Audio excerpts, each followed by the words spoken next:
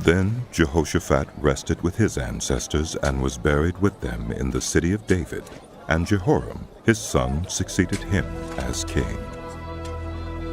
Jehoram's brothers, the sons of Jehoshaphat, were Azariah, Jehiel, Zechariah, Azariahu, Michael, and Shephatiah. All these were sons of Jehoshaphat, king of Israel. Their father had given them many gifts of silver and gold and articles of value, as well as fortified cities in Judah. But he had given the kingdom to Jehoram because he was his firstborn son. When Jehoram established himself firmly over his father's kingdom, he put all his brothers to the sword, along with some of the officials of Israel. Jehoram was 32 years old when he became king, and he reigned in Jerusalem 8 years. He followed the ways of the kings of Israel, as the house of Ahab had done, for he married a daughter of Ahab. He did evil in the eyes of the Lord. Nevertheless, because of the covenant the Lord had made with David, the Lord was not willing to destroy the house of David. He had promised to maintain a lamp for him and his descendants forever. In the time of Jehoram, Edom rebelled against Judah and set up its own king. So Jehoram went there with his officers and all his chariots. The Edomites surrounded him and his chariot commanders, but he rose up and broke through by night. To this day, Edom has been in rebellion against Judah.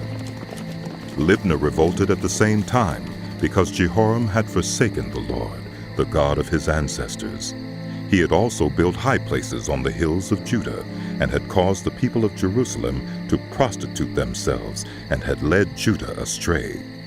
Jehoram received a letter from Elijah the prophet, which said, "This is what the Lord, the God of your father David, says. You have not followed the ways of your father Jehoshaphat, or of Asa, king of Judah, but you have followed the ways of the kings of Israel. You have led Judah and the people of Jerusalem to prostitute themselves, just as the house of Ahab did. You have also murdered your own brothers, members of your own family, men who were better than you. So now the Lord is about to strike your people, your sons, your wives, and everything that is yours with a heavy blow. You yourself will be very ill with a lingering disease of the bowels, until the disease causes your bowels to come out." The Lord aroused against Jehoram the hostility of the Philistines and of the Arabs who lived near the Cushites. They attacked Judah, invaded it, and carried off all the goods found in the king's palace, together with his sons and wives.